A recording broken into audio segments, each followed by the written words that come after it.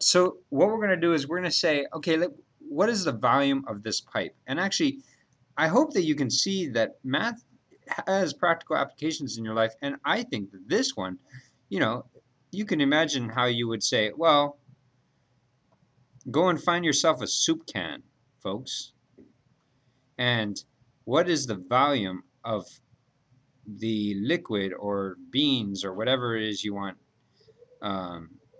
that can fit inside of your soup can? Or not a soup can, how is about a cool bean can?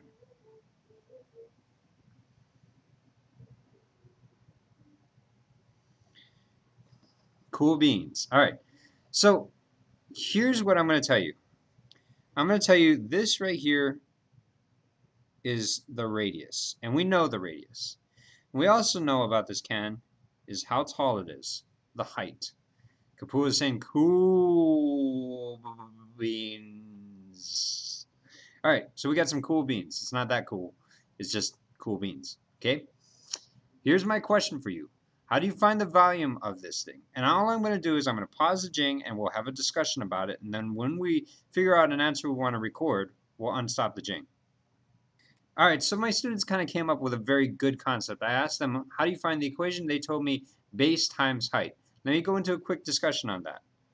When we were looking at the paper, we actually found the base. It's right here. And then what we did was we said, okay, that's the base. Now, you multiply that by the height, and that's what you'll get. That's how you find your volume. For the triangle, we also found the base. It's right there. And then we multiply that by the height, and we ended up getting our answer. And even in this case, we found what we kind of called the base. Even though technically this is more of a width than it is a height, it's still it's technically a height. Depends on how you want to stand up your prism. And when after we found the area of the base, which is 1/2 base times width in the triangle case, we multiplied that by the height, and we ended up getting the volume. Now the question that I have for you is, I've got myself the cool beans can, and the base is right here. So you folks are saying to me that in order to find the volume of this thing, Mr. Balda, you need to multiply some kind of base times height. And obviously, that's the height. We're good with that. The question is, what is this base? Sky is onto something. Sky says 3.14 times 2. I don't know if I agree with you just yet. Maybe that was the original problem. Let's check. No, it's not. Oh, oops. But it does have something to do with pi. I totally agree with that. Pi. But remember what I was saying. The base that we're talking about, this big B, is not just one number. It's always been the area of the base. Do you get that?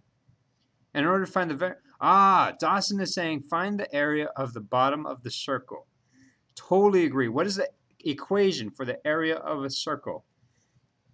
I'll give you a hint. There's two equations, and you can guess which one. It's either 2 pi r or pi r squared. Okay, Keely's already got it. It's pi r squared.